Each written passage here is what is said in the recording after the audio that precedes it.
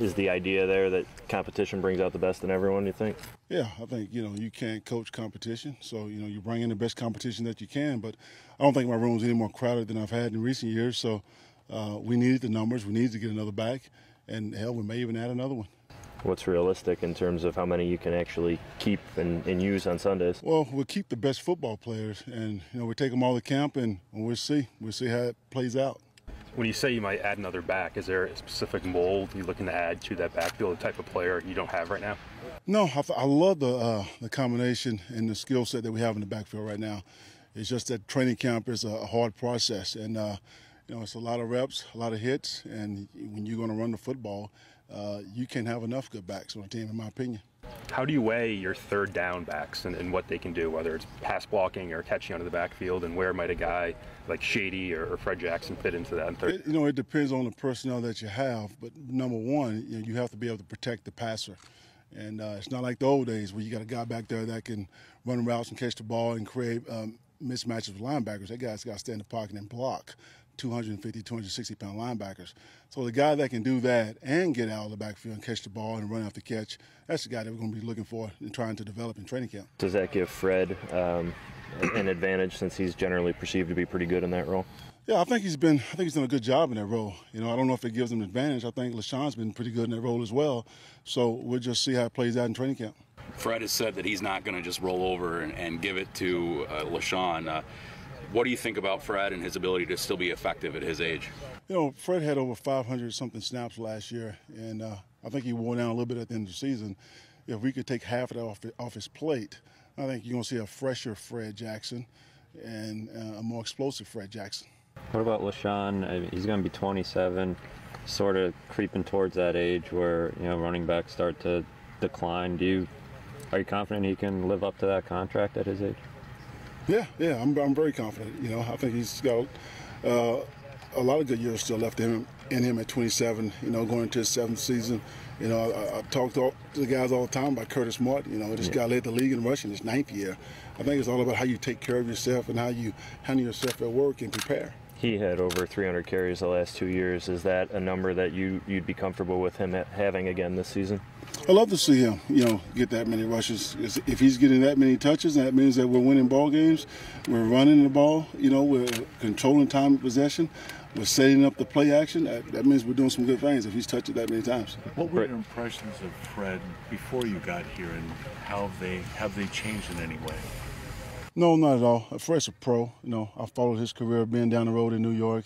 I've seen him twice a year for the last 6 years, and he's a pro. I think he's 34 years old. Not too many guys can do what he's doing. How important is he to your running back room in terms of leadership?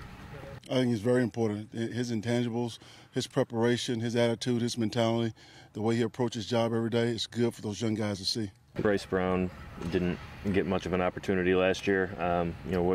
What do you know about him, and what do you expect to see from him going into camp in the preseason? I don't know much about him at all. I've only met him once.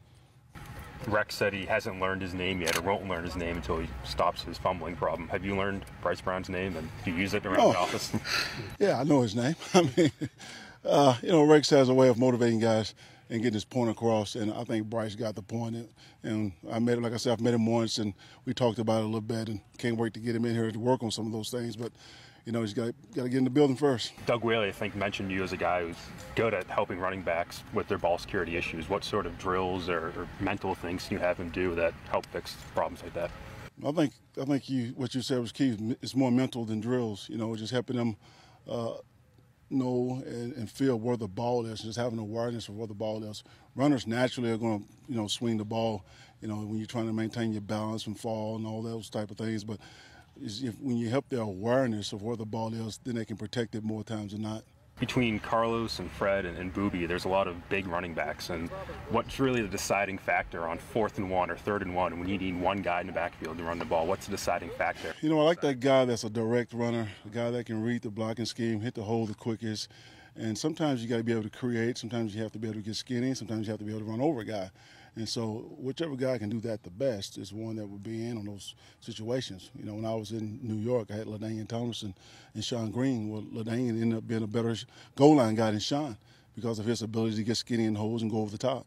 So all that depends. Given the fact that given the amount of numbers you have in that room, and you've only met Bryce once, is that a red flag as far? I mean, does that set him back in some ways? Well, Bryce is doing what he has to do right now, taking care of his family in the off season. So, but yes, it will set him back. I mean, he's 5-6 weeks behind everyone else, and once he gets here, it's going to be hard to slow down and catch him up. That's one of my biggest concerns. But he's got the playbook, and hopefully he's taking care of his business, and he'll come in great shape, and we'll see what happens. Just to be clear, they're saying Bryce hasn't been here for the voluntary workouts. No, he's taking care of some personal things right now. So. Is he? I mean, there's been, I think, a veteran mini camp. Was he at that for you No, guys? he was not. Okay. What about with Karlos Williams? He's still relatively new to the running back position. How much room does he have to grow? I think he has tremendous upside. Guy's 230 pounds, runs a 4.4, 6'2", 6'3". His upside is tremendous. He's played defense all his life. He's not afraid of contact. So looking forward to working with him. Greg mentioned he's been really, asking good questions, and he's been sort of almost surprisingly, good at the mental part of it. What have you noticed from him in that regard? Same thing. I mean, he's a football guy. So, yes, he comes in, prepares like a football man. He asks football questions, and he's getting better as a football player. How much work did were you involved in any of the work you guys had to do with him, in terms of stuff off the field? And what have your impressions been of him as a person since he's got here? He's just been outstanding as a person. I have nothing but good things to say about him.